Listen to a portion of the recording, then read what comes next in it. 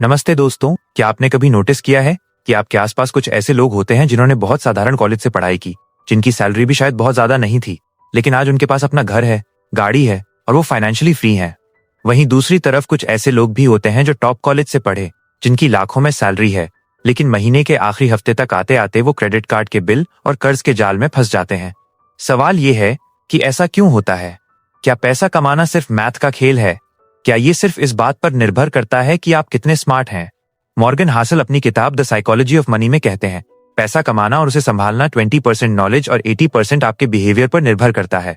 असल जिंदगी में फाइनेंस का मतलब नंबर्स और कैलकुलेशन नहीं, बल्कि आपकी साइकोलॉजी है। आज के इस वीडियो में हम समझेंगे कि वो कौन से 7 रूल हैं जो आपको न सिर्फ अमीर बनाएंगे, बल्कि आपको उस दौलत को संभालना भी सिखाएंगे। अगर आप भी इस रैट रेस से बाहर निकलना चाहते हैं तो यह वीडियो आपके लिए है। चलिए इस दिलचस्प सफर को शुरू करते हैं। पहला रूल, लक वर्सेस रिस्क। जब हम किसी बेहद कामयाब इंसान को देखते हैं, जैसे एलोन मस्क या वॉरेन बफे, तो हम तुरंत कहते हैं, भाई क्या जीनियस आदमी है। लेकिन जब कोई फेल हो जाता है तो हम कहते हैं इसकी किस्मत ही खराब थी। यहीं पर हम गलती करते हैं। मॉर्गन हासल कहते हैं कि हर बड़ी सफलता में 2 अदृश्य ताकतें काम करती हैं, एक लक यानी किस्मत और दूसरी रिस्क यानी जोखिम। दुनिया इतनी कॉम्प्लेक्स है कि आपके 100% सही फैसलों के बाद भी बाहरी ताकतें रिजल्ट को बदल सकती हैं। इसे एक उदाहरण से समझिए। बिल गेट्स जिस स्कूल में पढ़ते थे, उस समय पूरी दुनिया में गिने चुने स्कूलों में ही कंप्यूटर था। वो लक था, लेकिन उनके साथ उनके एक और दोस्त भी उतने ही जीनियस थे। पर एक माउंटेन एक्सीडेंट में उनकी मौत हो गई। वो रिस्क था। इसलिए कभी भी किसी की बहुत ज्यादा दौलत देखकर उसे ब्लाइंडली कॉपी न करें। हो सकता है उसका कोई फैसला सिर्फ लक की वजह से सही बैठ गया हो, जो आपके लिए काम न करे। दूसरों को जज करने के बजाय खुद की स्ट्रैटेजी पर ध्यान दें और हमेशा अपने रिस्क को मैनेज करना सीखें। यह मानकर चलें कि चीजें आपके कंट्रोल के बाहर भी जा सकती हैं। दूसरा रूल, नेवर इनफ। क्या आपने कभी सोचा है कि करोड़पति लोग और ज्यादा पैसा कमाने के लिए गलत रास्ते क्यों चुनते हैं? उनके पास तो पहले से ही सब कुछ है, फिर भी वो रिस्क क्यों लेते हैं? इसकी वजह है इंसानी लालच और सोशल कंपैरिजन। इसे मूविंग द गोल पोस्ट कहते हैं। जब आपकी सैलरी 50,000 होती है तो आप सोचते हैं कि 1 लाख मिल जाए तो लाइफ सेट है। जैसे ही 1 लाख मिलते हैं, आप बगल वाले की 2 लाख की सैलरी देखकर दुखी होने लगते हैं। अब आपका गोल पोस्ट बदल चुका है। इंसानी दिमाग की सबसे बड़ी बीमारी यही है कि हम अपनी खुशी दूसरों की लग्जरी कार, बड़े बंगले या महंगे वेकेशन को देखकर तय करते हैं। लेकिन याद रखिए, अगर आप हमेशा और ज्यादा की रेस में भागेंगे तो आपके पास कभी इनफ यानी पर्याप्त पैसा नहीं होगा। पैसे का असली मकसद आपको आजादी देना है, न कि दूसरों को इम्प्रेस करना। अगर आपकी जरूरतें बढ़ती रहेंगी तो आप कितनी भी बड़ी सैलरी कमा लें, आप हमेशा गरीब महसूस करेंगे। अपनी इनफ की लाइन आज ही ड्रॉ करें। यह जान लें कि आपको रुकना कहाँ है।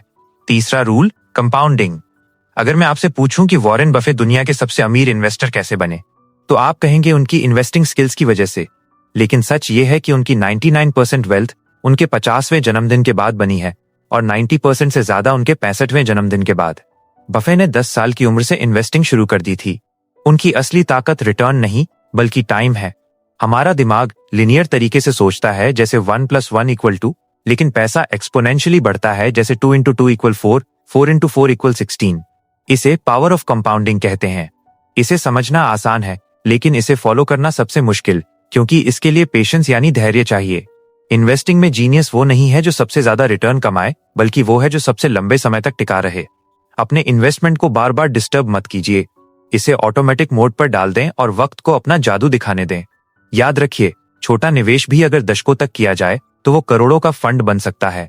चौथा rule, getting wealthy versus staying wealthy. अमीर बनना और अमीर बने रहना दोनों अलग अलग स्किल्स होती हैं। अमीर बनने के लिए आपको रिस्क लेना पड़ता है। आपको ऑप्टिमिस्टिक यानी आशावादी होना पड़ता है और खुद को बाहर निकालना पड़ता है। लेकिन अमीर बने रहने के लिए आपको हम्बल यानी विनम्र और थोड़ा डरा हुआ रहना पड़ता है। आपको ये मानना पड़ता है कि जो पैसा आपने कमाया है वो कल जा भी सकता है। आपने कई ऐसी कहानियां सुनी होंगी जहां लॉटरी जीतने वाले लोग कुछ ही सालों में वापस सड़क पर आ गए। क्यों? क्योंकि उन्हें अमीर बनना तो आ गया, पर अमीर बने रहना नहीं आया। वो ओवर कॉन्फिडेंस के शिकार हो गए। अपनी सफलता को कभी भी अपने सिर पर न चढ़ने दें। मार्केट में उतार चढ़ाव आएंगे ही। आपको अपना पोर्टफोलियो और अपना माइंडसेट ऐसे बनाना चाहिए कि चाहे मार्केट कितना भी क्रैश हो जाए, आप सरवाइव कर सकें। जब तक आप खेल में टिके रहेंगे, तभी तक आप जीत सकते हैं। पांचवा रूल, फ्रीडम। पैसे की सबसे बड़ी वैल्यू क्या है?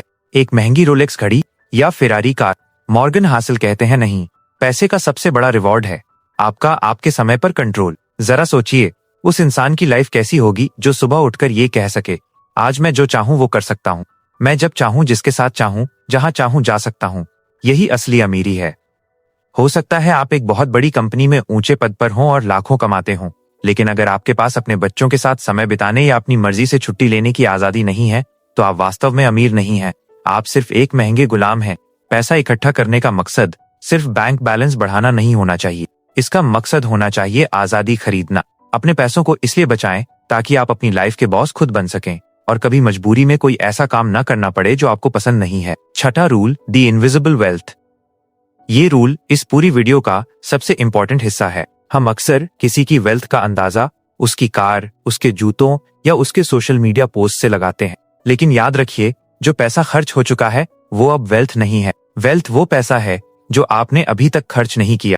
वो उन शेयर्स में है जो आपने खरीदे हैं, वो उस बैंक अकाउंट में है जो सुरक्षित है, वो उन बिजनेस में है जो आपको सोते समय कमा कर दे रहे हैं।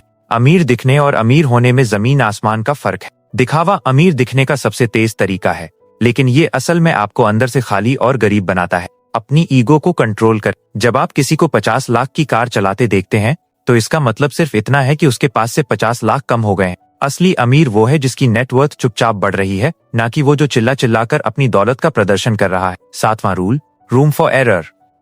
दुनिया का सबसे बेहतरीन प्लान वो है जिसमें यह भी सोचा गया हो कि अगर प्लान फेल हो गया तो क्या होगा। इसे मार्जिन ऑफ सेफ्टी कहते हैं। लाइफ अनप्रेडिक्टेबल है। कोई नहीं जानता था कि अचानक कोई महामारी आएगी या कोई मार्केट क्रैश होगा। अगर आप अपनी पूरी सेविंग्स एक ही जगह लगा देते हैं ये सोचकर कि यहाँ से तो रिटर्न पक्का है, तो आप आग से खेल रहे हैं। इंजीनियर्स जब कोई पुल बनाते हैं तो वे उसे उतना ही मजबूत नहीं बनाते जितना उस पर चलने वाली गाड़ियों का वजन है, बल्कि वे उसे उससे कई गुना ज्यादा मजबूत बनाते हैं ताकि किसी अनहोनी में भी वो टिका रहे। यही आपको अपने फाइनेंस के साथ करना है। हमेशा एक इमरजेंसी फंड रखें। अपनी इन्वेस्टमेंट स्ट्रैटेजी में इतना गैप रखें कि अगर कल को आपकी जॉब चली जाए या आपका कोई बड़ा नुकसान हो जाए तो भी आपकी लाइफस्टाइल पर कोई फर्क न पड़े। इसलिए रूम फॉर एरर रखना ही समझदारी है। तो दोस्तों, ये वीडियो हमें एक ही बात सिखाती है, अमीर बनना कोई रॉकेट साइंस या कोई जादुई मैथ फॉर्मूला नहीं है। ये बस अपनी ईगो को काबू करने, धैर्य रखने और अनुशासन का खेल है। पैसा कमाने के लिए आपको जीनियस होने की जरूरत नहीं है, बस आपको अपने फैसले लेने के तरीके को सुधारना है। जाने से पहले एक सवाल खुद से जरूर पूछिएगा। अगली बार जब आप कोई बहुत बड़ी शॉपिंग करने जाएं या किसी को देखकर कुछ खरीदने का मन करे तो खुद से पूछें, क्या मुझे इसकी सच में जरूरत है या मैं सिर्फ किसी को इम्प्रेस करना चाहता हूँ। इस एक छोटे से सवाल में आपकी फाइनेंशियल आजादी छिपी है। अगर आपको ये वीडियो पसंद आया तो इसे लाइक करें और उन दोस्तों के साथ शेयर करें जिन्हें पैसों का सही मैनेजमेंट सीखना चाहिए। और हाँ, ऐसी ही लाइफ चेंजिंग वीडियो के लिए चैनल को सब्सक्राइब करना न भूलें। मिलते हैं अगले वीडियो में, तब तक के लिए सीखते रहिए, बढ़ते रहिए।